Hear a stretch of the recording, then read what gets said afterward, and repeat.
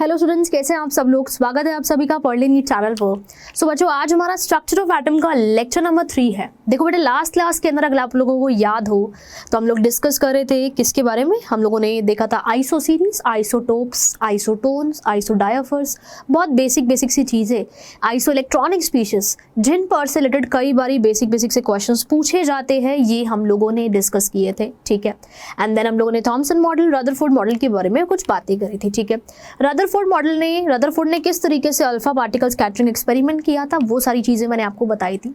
तो उन्हीं से रिलेटेड कुछ एक दो बातें हैं, वो हम आज की क्लास के अंदर हम लोग डिस्कस करेंगे। एंड देन हम लोग बात करेंगे लाइट के वेव नेचर के बारे में, इलेक्ट्रोमैग्नेटिक वेव्स की करेक्टरिस्टिक्स, उन पर से रिलेटेड कई बारी कुछ बेसिक से न्यूमेरिकल्स और सवाल आपके नीट के एग्जाम में काफ़ी ज़्यादा बारी पूछे जाते हैं। तो वो सारे क्वेश्चंस हम लोग आज के लेक्चर के अंदर डिस्कस करेंगे। ठीक है। जो मैंने आप लोगों को होमवर्क दिया था तो बहुत सारे बच्चों ने सही आंसर दिया था, वेरी गुड। ठीक है। तो आज भी मैं कुछ क्वेश्चंस दूंगी तो उनको ज़रूर सॉल्व कीजिएगा एंड आंसर कमेंट सेक्शन में मेंशन कीजिएगा। ठीक है। तो चलिए स्टार्ट करते हैं और देखते हैं रदरफोर्ड के बारे में। ठीक है। रदरफोर्ड का अल्फा पार्टिकल स्कैटरिंग एक्सपेरिमेंट हमने देख लिया था, उसकी जो ऑब्जर्वेशंस थी वो सब हम लोगों ने देख ली थी। ऑब्जर्वेशंस क्या थे कि मोस्टली अल्फा पार्टिकल सीधे जा रहे हैं, बहुत कम नंबर ऑफ अल्फा पार्टिकल्स कुछ छोटे से एंगल से डिफ्लेक्ट हो रहे हैं, एंड बहुत ही कम नंबर ऑफ अल्फा पार्टिकल बिल्कुल बाउंस बैक कर रहे हैं। ठीक है। तो ये सारी चीज़ें हम लोगों ने देखी थी, है ना। तो उस बेसिस पे हमने कुछ ऑब्जर्वेशंस देखी थी कि एटम के अंदर मोस्टली पार्ट जो है वो खाली है, जो पॉजिटिव चार्ज है वो छोटे से रीजन में कॉन्सेंट्रेटेड है, जिसको हम लोग न्यूक्लियस बोलते हैं। ठीक है। और फिर हमने देखा था कि क्या होता है कि जो इलेक्ट्रॉन्स होते हैं वो न्यूक्लियस के चारों ओर सर्कुलर पाथ्स के अंदर घूमते हैं, जिन सर्कुलर पाथ्स को हम लोग ऑर्बिट बोलते हैं। ठीक है। So according to this model, positive charge जो होता है वो एक छोटे से रीजन में कॉन्सेंट्रेटेड होता है, एक छोटे से रीजन में होता है ना। और ये जो छोटा सा रीजन होता है that is called as nucleus, उसको हम क्या बोलते हैं, न्यूक्लियस बोलते हैं। ठीक है। अब फिर सोचेगा कि यार इलेक्ट्रॉन्स कहाँ होंगे, तो रदरफोर्ड ने बोला कि जो इलेक्ट्रॉन्स होते हैं वो न्यूक्लियस के चारों ओर सर्कुलर पाथ में घूमते हैं, जिनको क्या बोला जाता है, ऑर्बिट्स बोला जाता है। ठीक है। तो रदरफोर्ड ने फिर बोला कि जैसे एक सोलर सिस्टम की तरह होता है ना, कि सन के चारों ओर प्लैनेट्स प्लैनेट चक्कर लगा रहे हैं, ऐसे यहाँ पे होता है न्यूक्लियस के चारों ओर इलेक्ट्रॉन्स चक्कर लगा रहे हैं। ठीक है। इलेक्ट्रॉन्स मूव कर रहे हैं। ठीक है। तो उसने बोला कि न्यूक्लियस बिल्कुल सन की तरह है और जो इलेक्ट्रॉन्स है वो बिल्कुल किसकी तरह है, इलेक्ट्रॉन्स बिल्कुल प्लैनेट्स की तरह है। ठीक है। तो इसीलिए रदरफोर्ड का जो मॉडल था, it resembles the solar system in which nucleus play the role of sun. Nucleus किसकी तरह है, सन की तरह है, और इलेक्ट्रॉन्स किसकी तरह है बेटा, वो प्लैनेट्स की तरह है। ठीक है। सो न्यूक्लियस बिल्कुल सन की तरह है और इलेक्ट्रॉन्स किसकी तरह है बेटा, इलेक्ट्रॉन्स जो है वो प्लैनेट्स की तरह है। ठीक है। तो ये सारी बातें हम लोगों ने पहले भी डिस्कस कर ली थी। ठीक है। अब आगे कुछ और इम्पॉर्टेंट बातें, कुछ कैलकुलेशंस जो रदरफोर्ड ने करी थी। सो रदरफोर्ड ने क्या बोला, मतलब रदरफोर्ड ने ना पहले तो रेडियस वगैरह और न्यूक्लियस का और एटम का वो सब निकाला गया, फिर उसने कुछ कैलकुलेशंस की गई जिसके अकॉर्डिंग रदरफोर्ड ने बताया कि न्यूक्लियस का जो वॉल्यूम है वो एटम के टोटल वॉल्यूम के कंपैरिजन में नेग्लिजिबल होता है। नेग्लिजिबल मतलब बहुत ही कम होता है। ठीक है। तो कैसे ये प्रूव हो सकता है ना। या फिर वो उसने बताया कि न्यूक्लियस का वॉल्यूम जो होता है ना वो 10⁻⁻15 टाइम्स होता है एटम के वॉल्यूम के।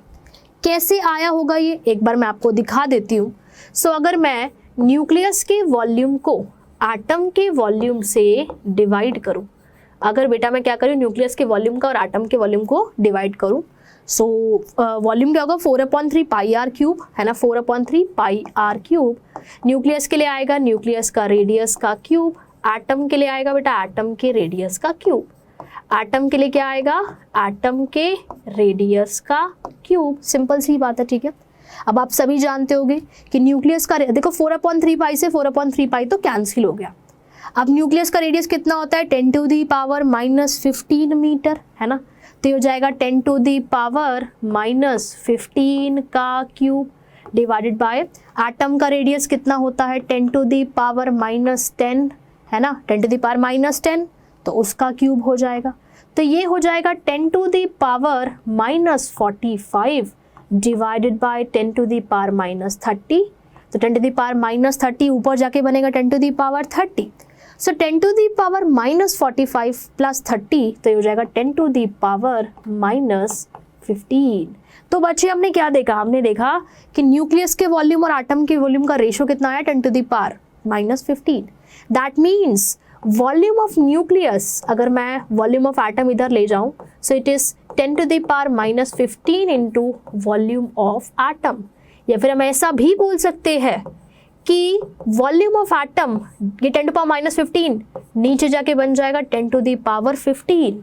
सो अगर मैं एटम के वॉल्यूम को 10 टू द पावर 15 से डिवाइड करूंगी, तब जाके बेटा मेरे पास क्या आएगा, न्यूक्लियस का वॉल्यूम आएगा।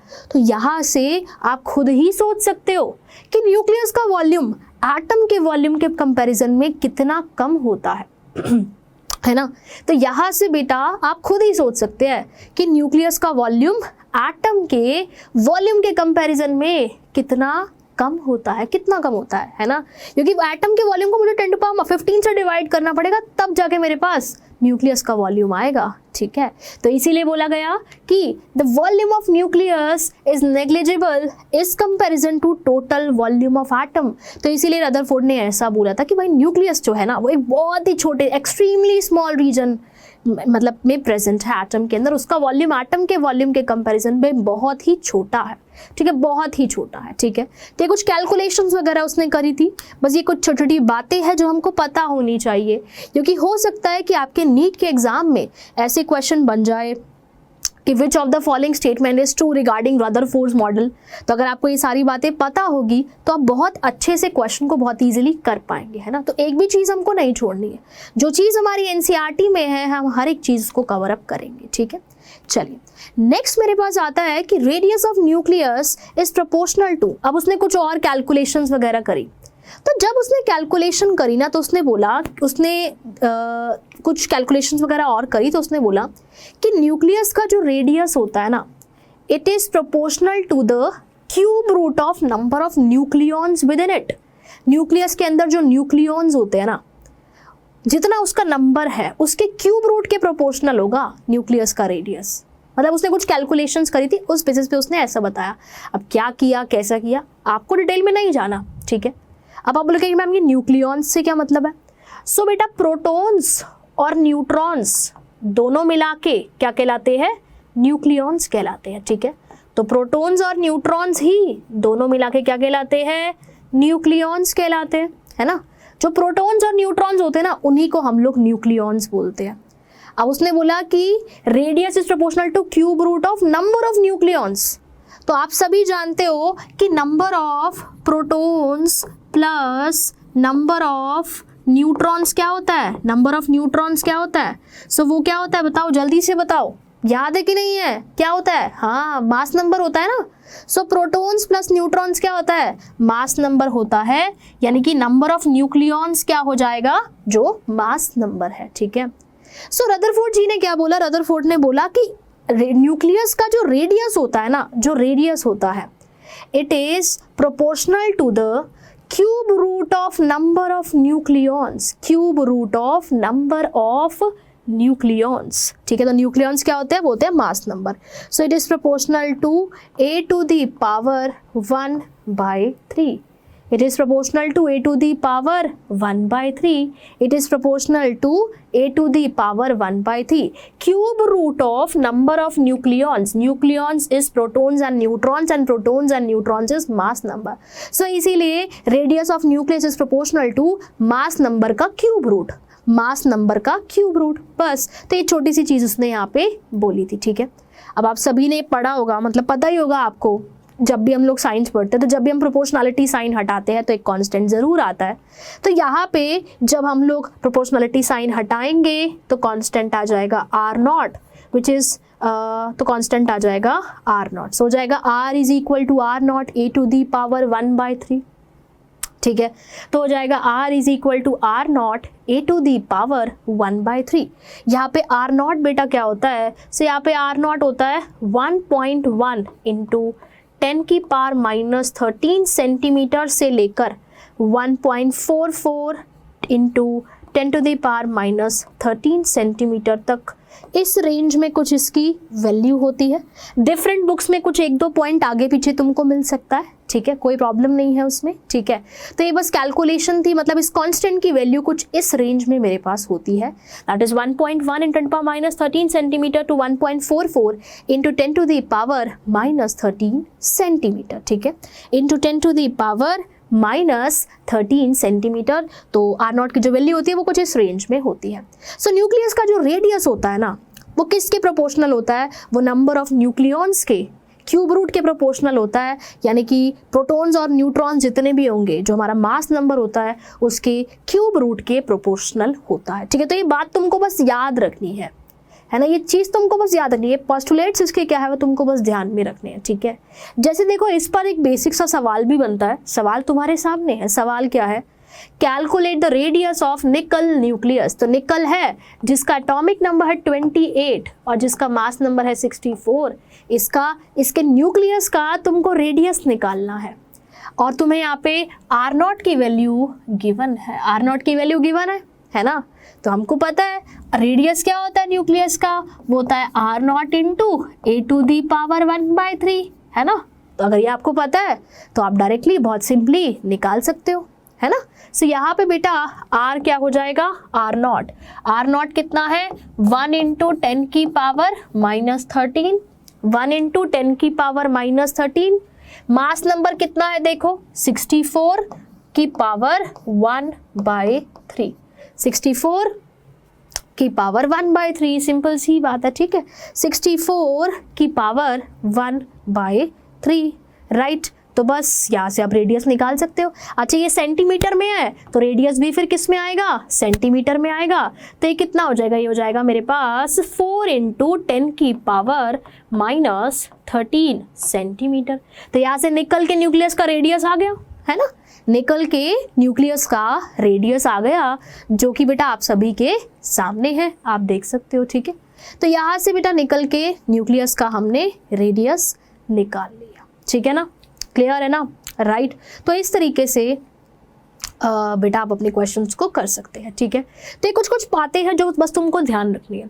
हो सकता है कि एज अ स्टेटमेंट फॉर्म में वो तुमसे पूछ ले कि भाई रदरफोर्ड ने ये बात कही थी कि नहीं कही थी, which of the following statement is false regarding Rutherford model, क्या रदरफोर्ड ने ऐसा बोला था। तो आपको ये सारी बातें ध्यान रखनी है, ठीक है, मेन पॉइंट, ठीक है। अगर तुमको नोट्स बनाने में थोड़ी सी भी दिक्कत आती है तो मेन पॉइंट बस नोट कर लो कि volume of nucleus is very less than the volume of atom, है ना। पूरा लिखने की जरूरत नहीं है, मैं पूरा इसलिए लिखती हूँ ताकि जब बाद में आप उसको रीड करो तो आपको मेरी बोली हुई सारी बातें याद आ जाए और फिर तुम्हारे दिमाग में सब कुछ अपने आप ही रिवाइज हो जाए, है ना। बट अगर आप नोट्स बनाना चाहते हैं तो शॉर्ट फॉर्म में चीज़ों को नोट्स में आप लिख सकते हैं, ठीक है। चलिए आगे चलते हैं, बात करते हैं किसकी। अब देखो रदरफोर्ड जी ने इतनी मेहनत करी, ठीक है, उसने एक्सपेरिमेंट भी किया, उसने एटम के बारे में बताया, उसने ऐसे नहीं बोल दे कि भाई वाटरमेलन की तरह होता है, ठीक है, उसने पूरे एक्सपेरिमेंट किया, अल्फा पार्टिकल स्कैटरिंग एक्सपेरिमेंट किया, ठीक है, सारी चीज़ें उसने करी, बहुत सारी कैलकुलेशंस उसने करी, लेकिन एट लास्ट बहुत सारे साइंटिस्ट बहुत ज़्यादा और भी मेहनत करने में लगे हुए थे। तो फिर मतलब कुछ ना कुछ तो बोलना ही था उस मॉडल के बारे में। तो फिर मैक्सवेल जी ने आके कुछ बोला और बहुत सारी चीज़ें, मतलब बहुत सारे कॉन्ट्राडिक्शंस वगैरह आए, जिसकी वजह से एट लास्ट रदरफोर्ड का मॉडल भी क्या हो गया, फेल हो गया, ठीक है। जिसकी वजह से बेटा एट लास्ट रदरफोर्ड का जो मॉडल है वो भी क्या हो गया, फिर फेल हो गया, ठीक है। तो इस मॉडल के कई सारे ड्रॉबैक्स थे। सबसे बड़ा ड्रॉबैक, सबसे नंबर 1 ड्रॉबैक जो कि तुम्हारे सामने है, ठीक है। सो मैक्सवेल ने क्या बोला, जब भी ऐसा कोई चार्ज पार्टिकल जैसे कि इलेक्ट्रॉन जो है वो न्यूक्लियस के अराउंड ऐसे रिवॉल्व कर रहा है तो उसने बोला कि जो इलेक्ट्रॉन है ना वो कंटिन्यूसली एनर्जी को लूज करेगा, कंटिन्यूसली एनर्जी को क्या करेगा, लूज करेगा। अब जब इलेक्ट्रॉन एक पर्टिकुलर रेडियस में घूम रहा है, ठीक है, अब एनर्जी को लूज कर रहा है, मतलब कुछ एनर्जी वो लूज करे, तो लूज करते करते करते करते वो क्या करेगा, वो अपने पाथ को ऐसे ऐसे स्पाइरल पाथ उसका हो जाएगा, ठीक है। मतलब कहने का मतलब क्या है, मैक्सवेल जी ने ऐसा बोला कि जब भी इलेक्ट्रॉन, कोई भी ऐसा चार्ज पार्टिकल जैसे कि इलेक्ट्रॉन है, वो आपको पता है कि न्यूक्लियस के चारों ओर क्या कर रहा है, घूम रहा है, वो न्यूक्लियस के चारों ओर घूम रहा है। तो मैक्सवेल जी ने बोला कि इलेक्ट्रॉन जो न्यूक्लियस के चारों ओर घूम रहा है ना, वो कंटिन्यूसली एनर्जी को लूज कर रहा है। तो जब वो कंटिन्यूसली एनर्जी को लूज कर रहा है तो वो क्या करेगा, अपने रेडियस को छोटा करता जाएगा। मतलब पहले अगर वो ऐसे घूम रहा था, है ना, क्योंकि वो एनर्जी लूज कर रहा है। तो एनर्जी लूज करने की वजह से जो उसका रेडियस है ऑर्बिट का वो ऐसे छोटा होता जाएगा होता जाएगा होता जाएगा, और अल्टीमेटली ऐसा होगा कि न्यूक्लियस के अंदर आके इलेक्ट्रॉन गिर गया। और अगर न्यूक्लियस के अंदर आके इलेक्ट्रॉन गिर गया तो भाई एटम तो बर्बाद हो गया, एटम तो खत्म, फिर एटम तो रहा ही नहीं। बट एटम तो है ही ना, ऐसा तो नहीं हो सकता। तो इस चीज के बारे में जब रदरफोर्ड से पूछा गया तो रदरफोर्ड ने नहीं बता पाया इस चीज के बारे में। तो इसीलिए रदरफोर्ड का जो मॉडल था वो भी एटम की स्टेबिलिटी के बारे में नहीं बता पाया था।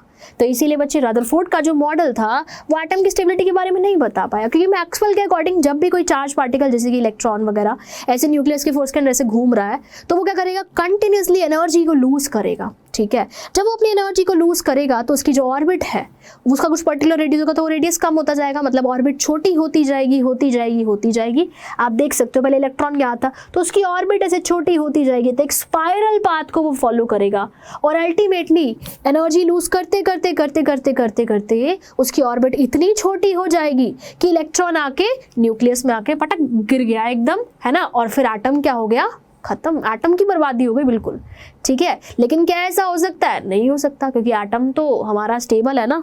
ठीक है, एटम तो बच्चे क्या है, स्टेबल है, तो ऐसा तो नहीं हो सकता। ठीक है ना, तो ऐसा तो नहीं हो सकता, बट है ना, और इलेक्ट्रॉन तो हमारा घूमता ही रहता है। ठीक है, तो इसीलिए रदरफोर्ड का मॉडल फेल हो गया। क्यों? क्योंकि वो एटम की स्टेबिलिटी के बारे में नहीं बता पाया था।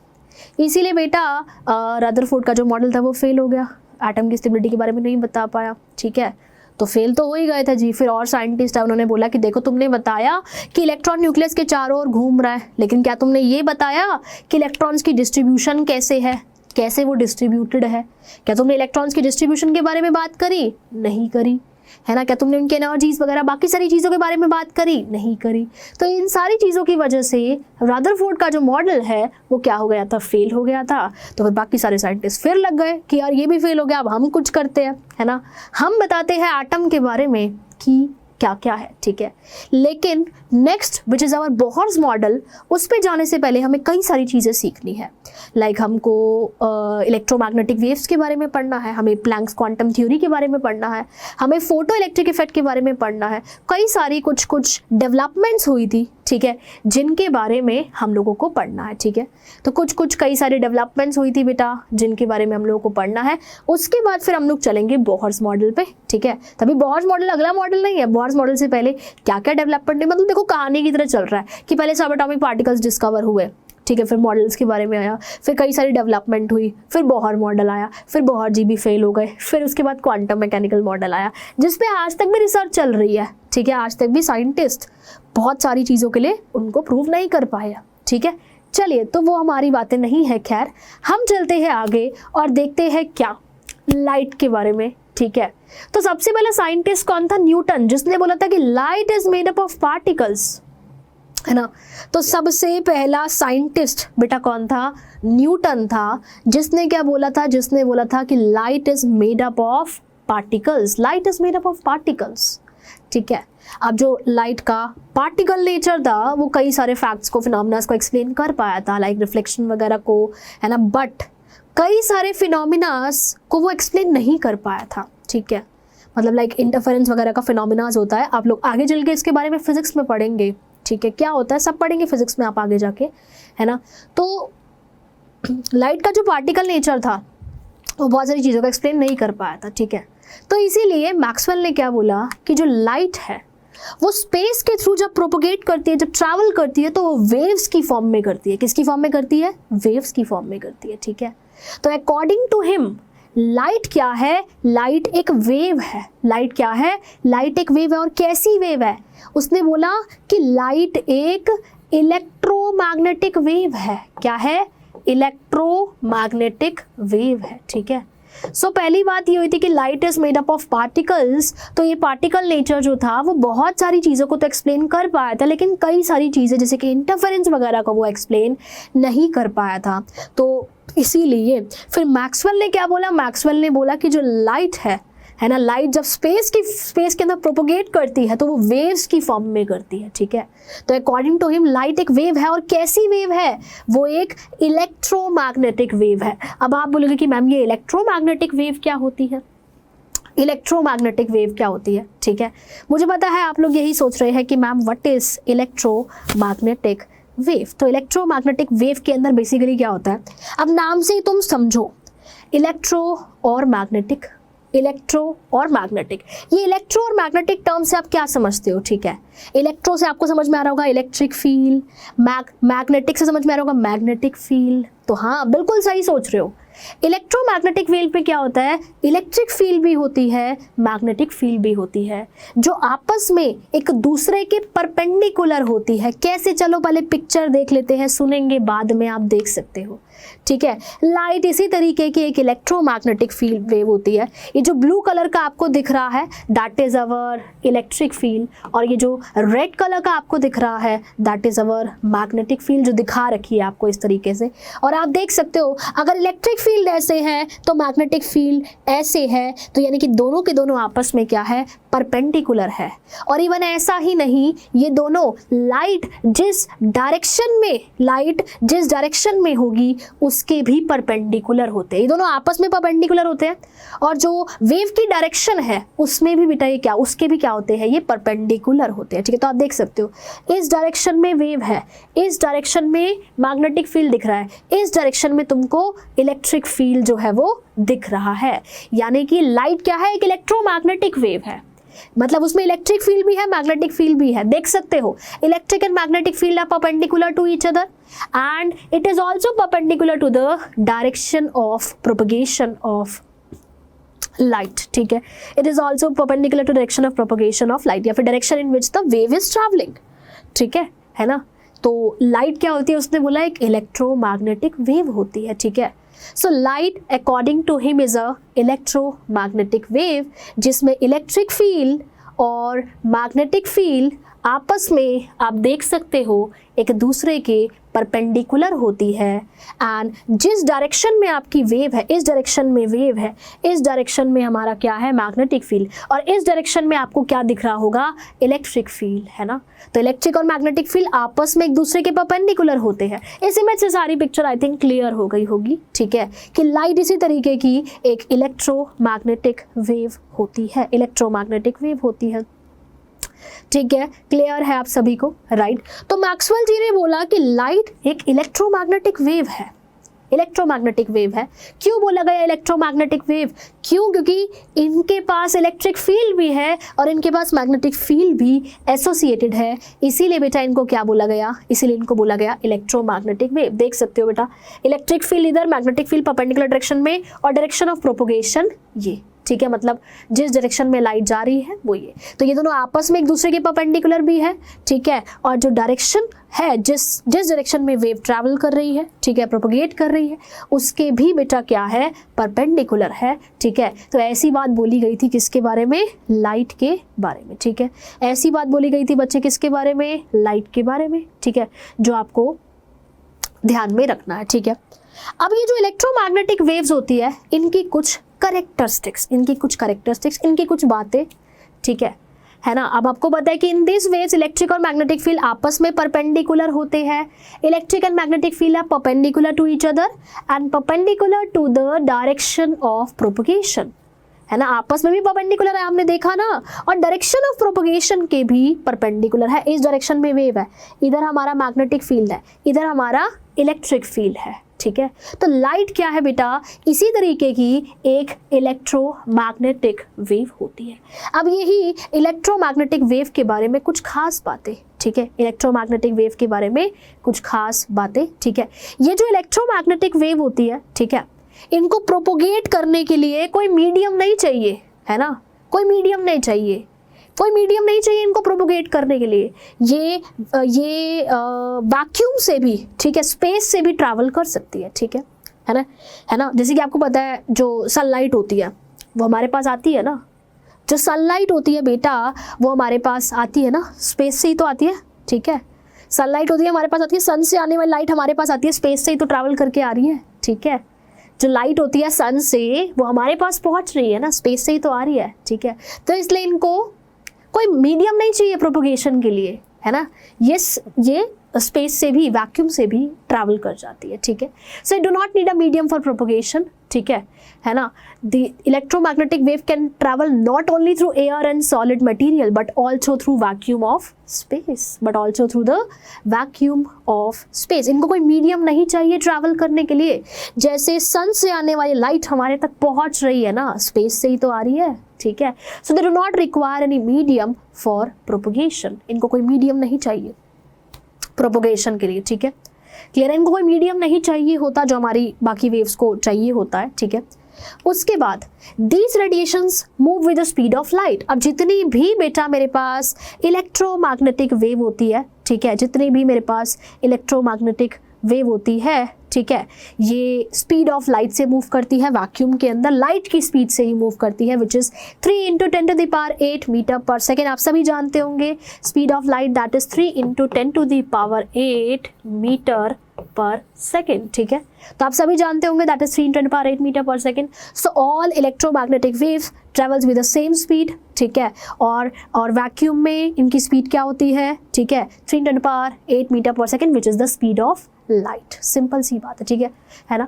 चलिए अब आगे चलते हैं, अब देखते हैं कि एक वेव की कैरेक्टरिस्टिक्स क्या होती है, कैरेक्टरिस्टिक्स ऑफ वेव। तो ये तो हमने जान लिया कि भाई लाइट जो है वो क्या है, एक इलेक्ट्रोमैग्नेटिक वेव है।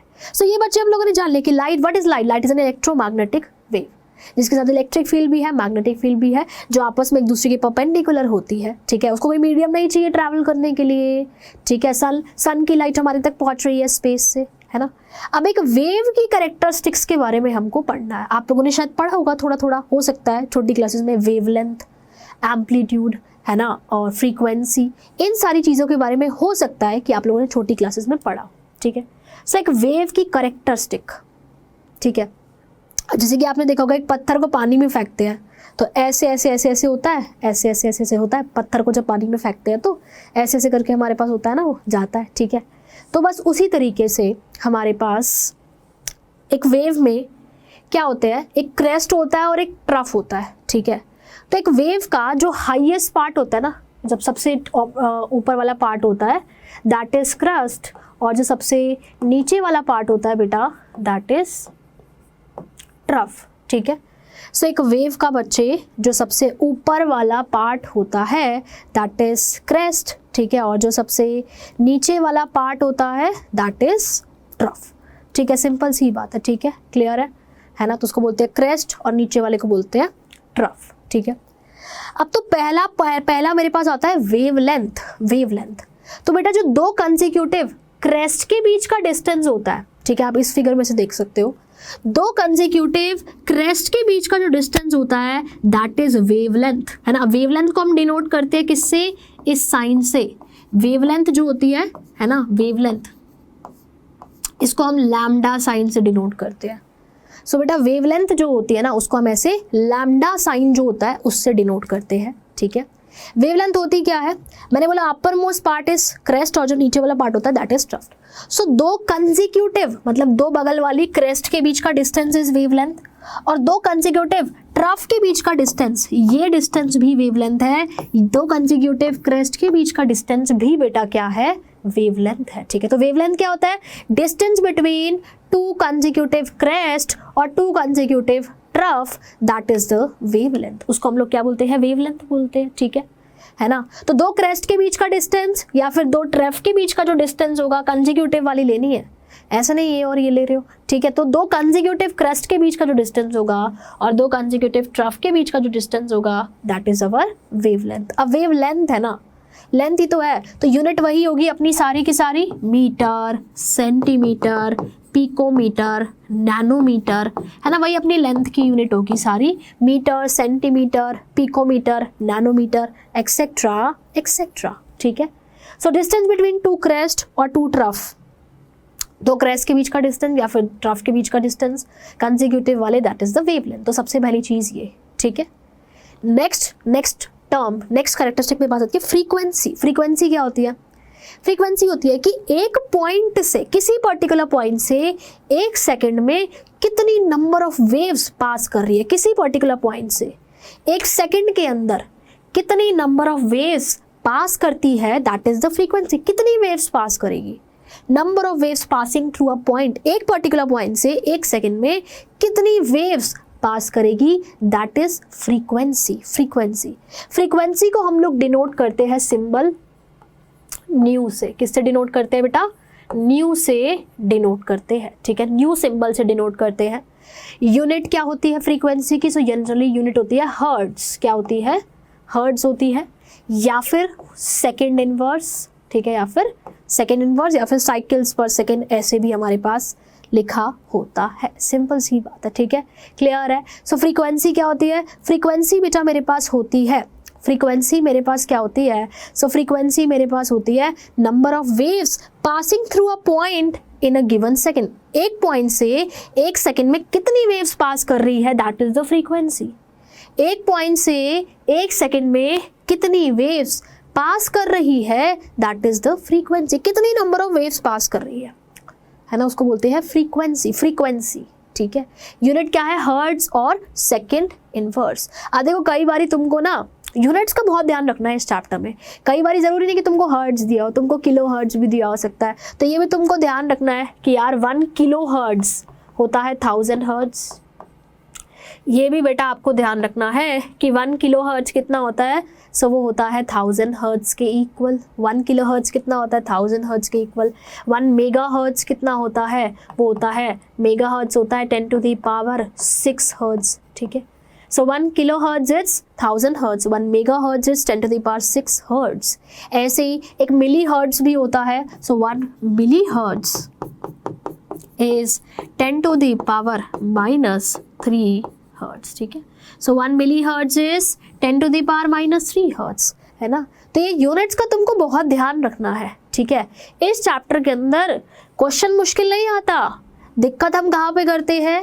2 चीज़ों में, या तो यूनिट्स में गड़बड़ी कर देते हैं या कैलकुलेशन में गड़बड़ी कर देते हैं। सवाल मुश्किल नहीं आएगा, सवाल में सीधा फॉर्मूला पूछेगा, आंसर मांगेगा, है ना, लेकिन यूनिट्स का तुमको सबसे ज़्यादा ध्यान रखना है। सो कई बारी किलो हर्ट्ज में दिया हुआ हो सकता है, so 1 kilo hertz is equal to 1000 hertz, 1 mega hertz is equal to 10 to the power 6 hertz, and 1 milli hertz is equal to 10 to the power -3 hertz, 10 to the power -3 hertz. Simple सी बात है, ठीक है। So 1 milli hertz is equal to 10 to the power -3 hertz. ये कुछ छोटी छोटी बातें हैं बस जिनका आप लोगों को ध्यान रखना, ठीक है। सो फ्रीक्वेंसी की यूनिट क्या होगी? हर्ट्ज, ठीक है, और सेकेंड इनवर्स। नेक्स्ट आता है वेलोसिटी, ठीक है। वेलोसिटी आपको पता है, distance travel by the wave in 1 second, ठीक है, यूनिट अपनी मीटर पर second. Next is amplitude. Amplitude क्या होता है? क्रेस्ट की जो हाइट है, क्रेस्ट की जो हाइट है बेटा, और ट्रफ के जो डेप्थ है, दैट इज एम्पलीट्यूड, है ना, दैट इज एम्पलीट्यूड, ठीक है। तो एम्पलीट्यूड क्या होता है? क्रेस्ट की हाइट और ट्रफ का डेप्थ, क्रेस्ट की हाइट और ट्रफ की डेप्थ, दैट इज बेटा एम्पलीट्यूड। उसको हम लोग क्या बोलते हैं? तो उसको हम लोग बोलते हैं एम्पलीट्यूड, ठीक है। सो हाइट ऑफ क्रेस्ट और डेप्थ ऑफ ट्रफ, ठीक है। सो हाइट ऑफ क्रेस्ट और डेप्थ ऑफ ट्रफ, उसको बेटा हम लोग क्या बोलते हैं? उसको हम लोग बोलते हैं एम्पलीट्यूड, ठीक है ना। इसकी हाइट और इसका डेप्थ, ठीक है। और आपको पता है it is also expressed in unit of length, ठीक है। Next wave number. अब वेव नंबर देखो, फ्रीक्वेंसी को लिख रहे थे म्यू से, वेव नंबर होता है म्यू बार, ऐसे एक बार लगा देते हैं। So this is our wave number, this is our wave number, ठीक है, this is our wave number. Wave number क्या होता है? सो वेवलेंथ का जो रेसिप्रोकल होता है, that is wave number. Wavelength का जो रेसिप्रोकल होता है, that is our wave number, it is a reciprocal of wavelength, ठीक है। सो वेवलेंथ का बेटा जो रेसिप्रोकल होता है, दैट इज वेव नंबर, उसको क्या बोलते हैं? वेव नंबर बोलते हैं, ठीक है। सो वेवलेंथ का रेसिप्रोकल इज वेव नंबर, ठीक है ना, यानी कि 1/, वेवलेंथ कर देंगे तो वेव नंबर आ जाएगा, ठीक है। सो ऐसे भी डिफाइन करते हैं कि it is the number of waves in 1 centimetre length के अंदर जितनी नंबर ऑफ वेव्स होगी, that is the wave length, sorry wave number, ठीक है। सो बेटा 1 सेंटीमीटर लेंथ के अंदर नंबर ऑफ वेव्स जो होती है वो मेरे पास क्या होता है? वो मेरे पास होता है वेव नंबर। क्या होता है? वेव नंबर होता है, ठीक है। So number of waves in 1 centimetre length, 1 centimetre length में कितनी नंबर ऑफ वेव्स होगी, that is the wave number, ठीक है ना। तो 1 सेंटीमीटर लेंथ के अंदर कितनी वेव्स होगी, है ना, यूनिट लेंथ के अंदर कितनी नंबर ऑफ वेव्स होगी, that is the wave number. या फिर वेव नंबर क्या होता है, 1/λ, है ना। अब इसकी यूनिट क्या होगी वेव नंबर की, तो देखो अगर लैम्डा हमारा सेंटीमीटर में है तो वेव नंबर हो जाएगा 1 सेंटीमीटर, यानी कि वेव नंबर हो जाएगा सेंटीमीटर इनवर्स, ठीक है। क्या हो जाएगा, सेंटीमीटर इनवर्स, ठीक है। सो लैम्डा अगर सेंटीमीटर में है तो वेव नंबर हो जाएगा 1 सेंटीमीटर, यानी कि सेंटीमीटर इनवर्स। अगर लैम्डा मीटर में है तो वेव नंबर हो जाएगा 1 मीटर, यानी कि मीटर इनवर्स, ठीक है जी। क्लियर है जी, बहुत सिंपल सी बात है ना। सो वेव नंबर हो जाएगा मीटर इनवर्स, है ना। So wave number is reciprocal of wavelength, number of waves in 1 centimetre length, unit हो जाएगी इसकी इनवर्स ऑफ वेवलेंथ, मतलब सेंटीमीटर में है तो सेंटीमीटर इनवर्स, वेवलेंथ अगर मीटर में है तो मीटर इनवर्स। वेव नंबर को ऐसे न्यू बार से डिनोट करते हैं, ठीक है। चलिए नेक्स्ट आता है मेरे पास time period. Time period is basically कि एक वेव को एक पॉइंट से पास करने पर कितना टाइम लग रहा है, that is our time period, ठीक है। कि एक वेव को एक पॉइंट से पास करने में कितना टाइम लग रहा है, that is our time period. और टाइम पीरियड होता है reciprocal of frequency, reciprocal of frequency, it is reciprocal of frequency. Frequency unit क्या आती है, सेकेंड इनवर्स, तो टाइम पीरियड अपना आ जाएगा फिर सेकेंड में, ठीक है। सो it is the reciprocal of frequency, ठीक है। It is the reciprocal of frequency, frequency का रेसिप्रोकल होता है टाइम पीरियड, ठीक है। नेक्स्ट आता है एक छोटा सा बेसिक सा फॉर्मूला जिस पर से रिलेटेड आगे चल के बहुत बार ये चीज़ काम में आएंगी और आपके नीट के एग्जाम में बेसिक से क्वेश्चन बहुत ज़्यादा इस फॉर्मूला पे बेस पूछे जाते हैं, ठीक है। क्या फॉर्मूला है, क्या रिलेशन है, एक छोटा सा रिलेशन है, बहुत ही सिंपल सा, बहुत ही बेसिक सा, जो आपको ध्यान में रखना है, दैट इज फ्रीक्वेंसी, वेवलेंथ और वेलोसिटी के बीच में रिलेशन। तो न्यू होता है बेटा c/λ, फॉर्मूला नंबर 1। पहला फॉर्मूला है कि frequency is equal to c/λ, where nu is the frequency. Nu क्या होता है बेटा, फ्रीक्वेंसी होता है, lambda is the wavelength, lambda is the wavelength, c is the speed of light, c is the speed of light. c क्या होता है बच्चे, c मेरे पास होता है स्पीड ऑफ लाइट, ठीक है। So new is the frequency, ठीक है, lambda is the wavelength, c is the speed of light, ठीक है। c क्या है यहाँ पे, स्पीड ऑफ लाइट है, जो कि आपको पता है क्या होती है, आपको पता है स्पीड ऑफ लाइट होती है 3 × 10⁸ मीटर पर सेकेंड। अगर अभी तक नहीं पता हो तो आप दिमाग में बिठा लेना, तो ये फॉर्मूला होता है। इस फॉर्मूला से क्वेश्चन कैसे बनेंगे, c आपको पता ही है, लैम्डा दे देगा, फ्रीक्वेंसी पूछ लेगा, या फिर फ्रीक्वेंसी दे देगा, लैम्डा पूछ लेगा, ठीक है। सो लैम्डा दे देगा, फ्रीक्वेंसी पूछ लेगा, फ्रीक्वेंसी दे देगा, लैम्डा पूछ लेगा, ठीक है ना। तो बस ऐसे ही सिंपल से क्वेश्चन पूछे जाते हैं। या फिर एक और फॉर्मूला बनाती हूँ, देखो इससे आप जानते हो कि 1/λ क्या होता है, वेव नंबर, ठीक है। तो बच्चे आप जानते हैं कि 1/λ क्या होता है, वो होता है वेव नंबर। तो बस फ्रीक्वेंसी क्या है, c/λ, है ना। तो 1/λ को मैं लिख देती हूँ वेव नंबर, तो फ्रीक्वेंसी हो जाएगा c × में वेव नंबर, ठीक है। सो फ्रीक्वेंसी बेटा क्या हो जाएगा, फ्रीक्वेंसी हो जाएगा c × में वेव नंबर, ठीक है। सो फ्रीक्वेंसी बच्चे क्या हो जाएगी, फ्रीक्वेंसी हो जाएगी c × में वेव नंबर, ठीक है, c × में वेव नंबर, है ना। कुछ अलग फॉर्मूला नहीं है बेटा, बस वहाँ पे 1/λ को मैंने वेव नंबर लिख दिया, तो फ्रीक्वेंसी हो जाएगी c × में वेव नंबर, सिंपल सी बात है, ठीक है। क्लियर है, कोई दिक्कत तो नहीं है ना। बस ये छोटी छोटी बातें हैं जिनका आप लोगों को ध्यान रखना है। तो फ्रीक्वेंसी होगी c × वेव नंबर। और आप देख सकते हो कि फ्रीक्वेंसी इज, c तो हमारा कांस्टेंट हो गया, स्पीड ऑफ लाइट, है ना। तो आप देख सकते हो बेटा कि frequency is inversely proportional to wavelength. तो बेटा आप देख सकते हो क्या, आप देख सकते हैं कि frequency is inversely proportional to wavelength. ये बहुत ही ज़्यादा इंपॉर्टेंट पॉइंट है, लैम्डा ज़्यादा तो फ्रीक्वेंसी कम, फ्रीक्वेंसी ज़्यादा तो लैम्डा कम, है ना। सो आप इस पॉइंट को नोट कर लेना कि frequency is inversely proportional to wavelength, ठीक है, प्रोपोर्शनल टू वेवलेंथ, सिंपल सी बात है, ठीक है। क्लियर है ना। तो frequency is inversely proportional to wavelength. मतलब दोनों इनवर्सली रिलेटेड है, लैम्डा ज़्यादा तो फ्रीक्वेंसी कम, फ्रीक्वेंसी ज़्यादा तो लैम्डा कम, फ्रीक्वेंसी ज़्यादा तो लैम्डा कम, सिंपल है, ठीक है। So frequency is inversely proportional to wavelength. ये छोटी सी बात है जिसका बेटा आप लोगों को ध्यान में रखना है, ठीक है।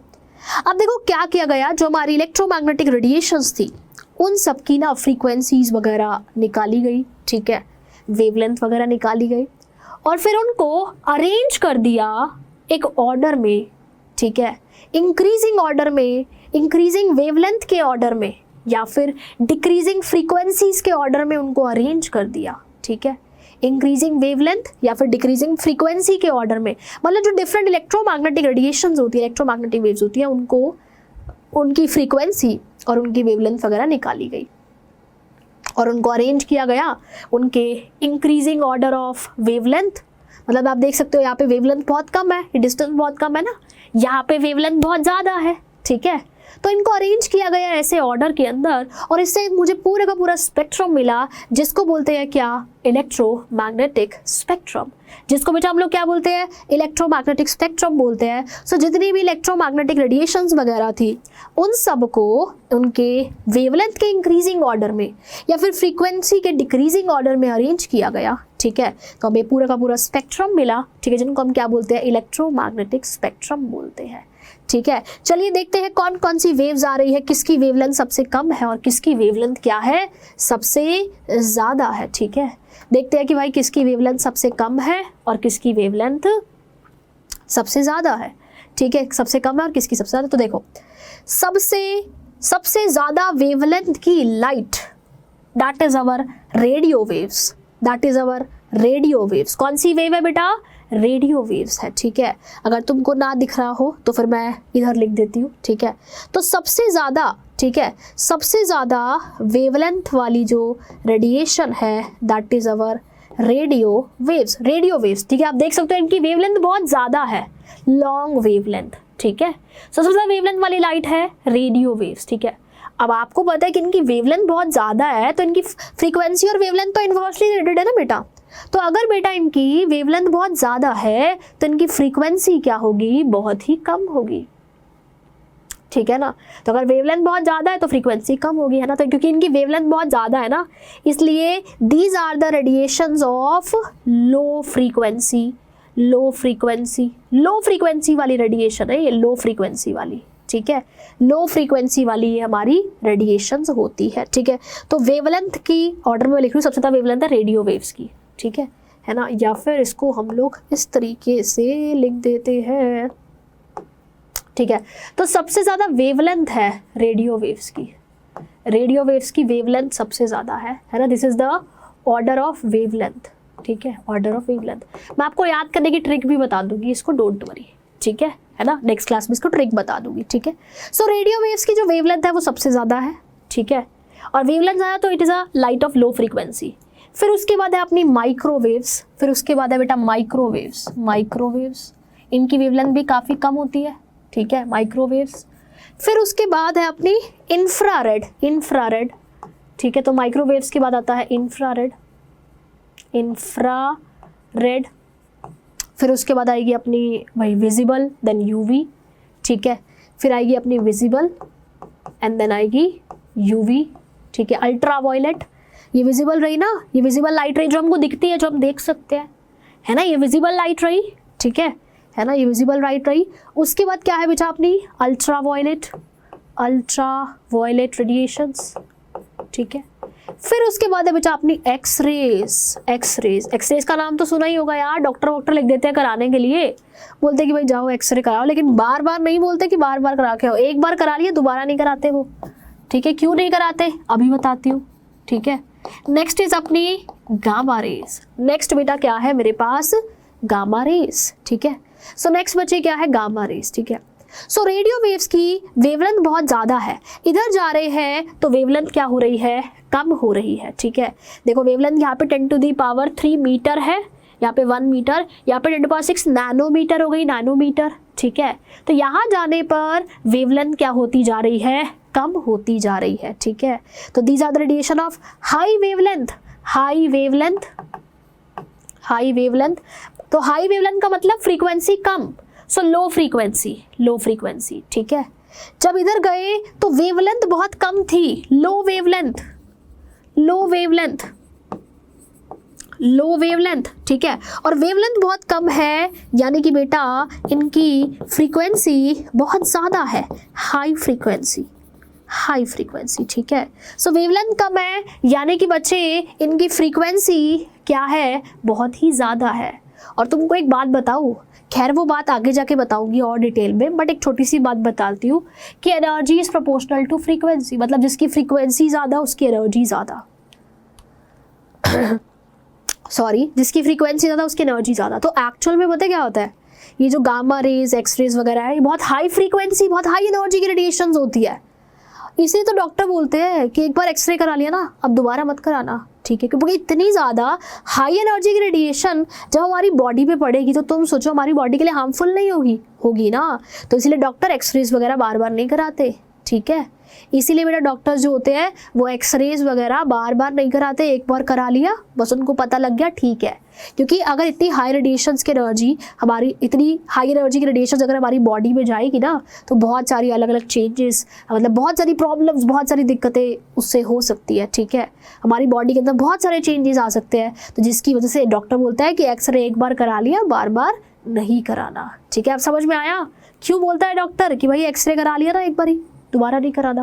दोबारा करने के लिए बोलता ही नहीं है वो, ठीक है, दोबारा करने के लिए बेटा वो बोलता ही नहीं है, राइट। समझे कि नहीं समझे, है ना।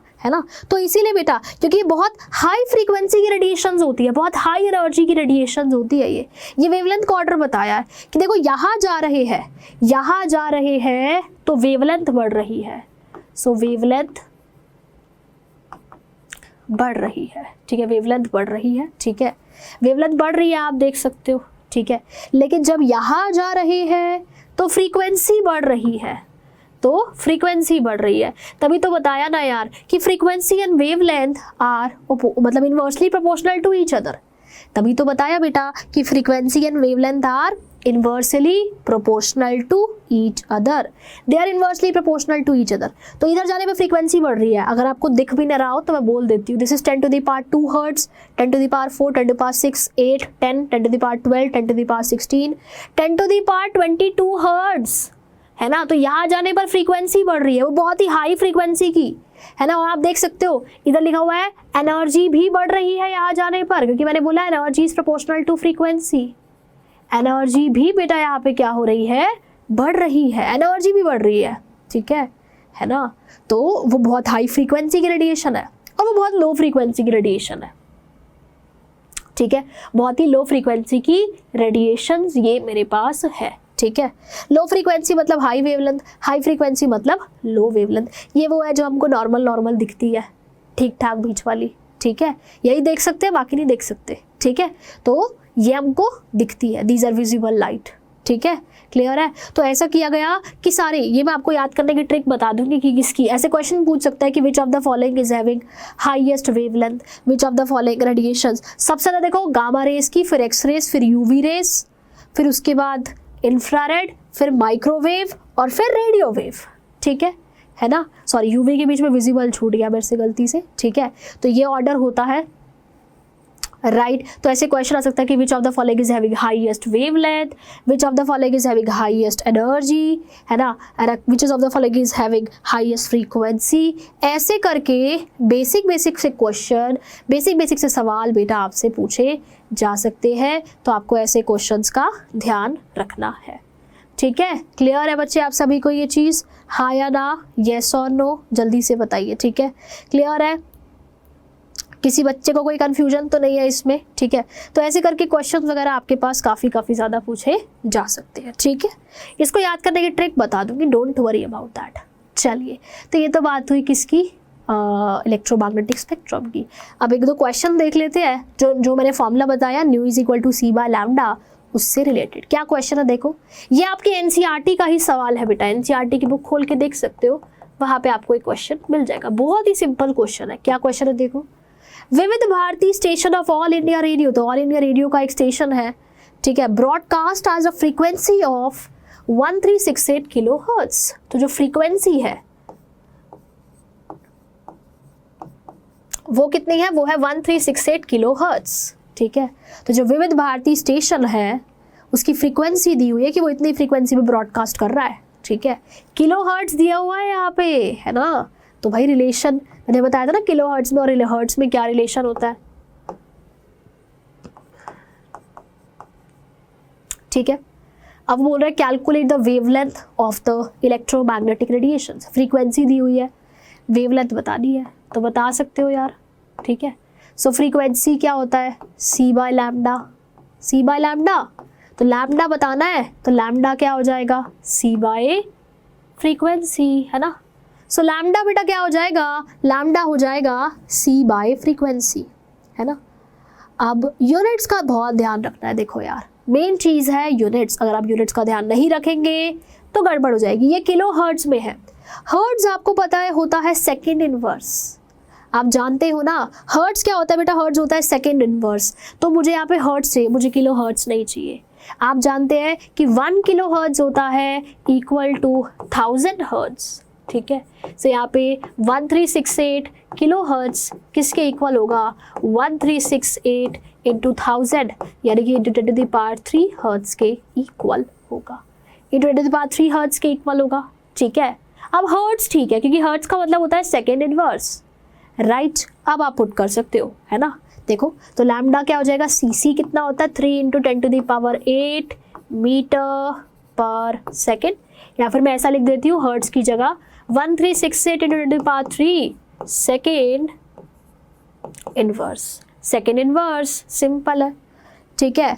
1368 इंटू 10⁻³ सेकेंड इनवर्स। सो लैम्डा क्या हो जाएगा, सी बाय न्यू। तो सी है और न्यू कितना है, न्यू कितना है, new new new frequency frequency frequency frequency है 1368 इंटू 10⁻³ सेकेंड इनवर्स, ठीक है। तो लैम्डा हो गया सी बाय न्यू, सी पुट कर दिया, न्यू पुट कर दिया। अब देखो अगर तुम किलो हर्ट्ज पुट कर देते ना तो किलो हर्ट्ज सेकेंड इनवर्स थोड़ी ना होता है ना, तो फिर गड़बड़ हो जाती, बिल्कुल ख़त्म बात, ठीक है। तो इसलिए इस चैप्टर के अंदर यूनिट्स का बहुत ध्यान रखना है। मैं बार बार इसीलिए बोल रही हूँ ताकि तुम्हारे दिमाग में ये बात जो है ना वो बिल्कुल बैठ जाए और तुम कभी भी इन क्वेश्चंस में न्यूमेरिकल्स के अंदर यूनिट्स की एटलीस्ट मिस्टेक मत करो, क्योंकि बहुत सिंपल क्वेश्चन आएगा, फॉर्मूला में सवाल आएगा, यूनिट्स में गड़बड़ कर दी तो बहुत दुख होता है फिर बाद में, ठीक है। तो सी कितना है, मीटर पर सेकेंड, फ्रीक्वेंसी हो गई 1368 सेकेंड इनवर्स। अब देखो सेकेंड इनवर्स और सेकेंड इनवर्स कैंसिल हो गया, आपके पास लैम्डा यहाँ से किस में आएगा, मीटर में। सो 3/1368, ठीक है। तो ये कितना हो जाएगा 10⁸ डिवाइड बाई 10⁻³, तो ये हो जाएगा 10⁵ मीटर, 10⁵ मीटर, है ना। बाकी काम तो मैथ्स का है, थोड़ा थोड़ा सॉल्व कर सकते हो, ठीक है। तो आंसर मेरे पास आ जाएगा लैम्डा का इतना, यानी कि बेटा वेवलेंथ क्या आ जाएगी, वेवलेंथ मेरे पास आ जाएगी ये, ठीक है। यानी कि बच्चे वेवलेंथ मेरे पास क्या आ जाएगी, वेवलेंथ मेरे पास आ जाएगी इतने मीटर, ठीक है। क्लियर है सभी बच्चों को ये चीज़, हाँ या ना, येस और नो, क्लियर है कि नहीं है, क्लियर है ना। तो बस ऐसे ही आप वेवलेंथ को निकाल सकते हो, ठीक है बच्चों, क्लियर है ना, ठीक है। तो बस यही था, फ्रीक्वेंसी की वन थी, वेवलेंथ निकालनी थी। तो nu is equal to c by lambda, lambda is equal to c by nu, c put कर किया, न्यू पुट किया, हो गया सॉल्व, ठीक है। इसी तरीके का एक और question, calculate the frequency of electromagnetic radiations. बड़ा ही आसान सा सवाल है, ठीक है। 2 क्वेश्चन होमवर्क में दे रही हूँ, अब जल्दी जल्दी नोट कर लो, ठीक है। एक ही क्वेश्चन दे रही हूँ, छोड़ो, ठीक है। सो होमवर्क में दे रही हूँ क्वेश्चन, जल्दी से नोट कर लो। Calculate the frequency of EMR का मतलब है इलेक्ट्रोमैग्नेटिक रेडिएशंस, बता रही हूँ, कंफ्यूज मत हो जाना, ठीक है। सो इलेक्ट्रोमैग्नेटिक रेडिएशन जिसका वेव नंबर है 10⁴ सेंटीमीटर इनवर्स, आपको उसकी फ्रीक्वेंसी निकालनी है, फ्रीक्वेंसी निकालनी है, ठीक है। अगेन इस क्वेश्चन में तुम यूनिट की गड़बड़ी कर सकते हो तो मत करना, ठीक है। फ्रीक्वेंसी निकालनी है तुमको, वेव नंबर गिवन है, बहुत ही सिंपल सा सवाल है, होमवर्क में करेंगे, कमेंट सेक्शन के अंदर मेरे को आंसर मेंशन करेंगे, ठीक है। मैं ज़रूर रिप्लाई करूँगी आपके किए हुए क्वेश्चंस का, ठीक है। तो बच्चे मैं ज़रूर रिप्लाई करूँगी आपके किए हुए क्वेश्चंस का, ठीक है बच्चों, क्लियर है। तो होमवर्क में आप इस क्वेश्चन को ज़रूर ज़रूर ज़रूर ज़रूर सॉल्व करेंगे, ठीक है बच्चों, क्लियर है आप सभी को ये चीज़। इस चीज़ में किसी बच्चे को कोई कन्फ्यूजन, कोई डाउट, ठीक है। चलिए, सो हमने बहुत बेसिक सा फॉर्मूला पढ़ा, अभी और भी कई चीज़ें पढ़नी है, ठीक है। सो वो मैं आपको पढ़ाऊंगी अब नेक्स्ट क्लास के अंदर। सो नेक्स्ट क्लास के अंदर we will cover Planck's quantum theory, ठीक है, और भी कई सारी चीज़ें, ठीक है। तो मिलते हैं बच्चों नेक्स्ट सेशन के अंदर, आंसर ज़रूर कर देना, ठीक है। Thank you very much.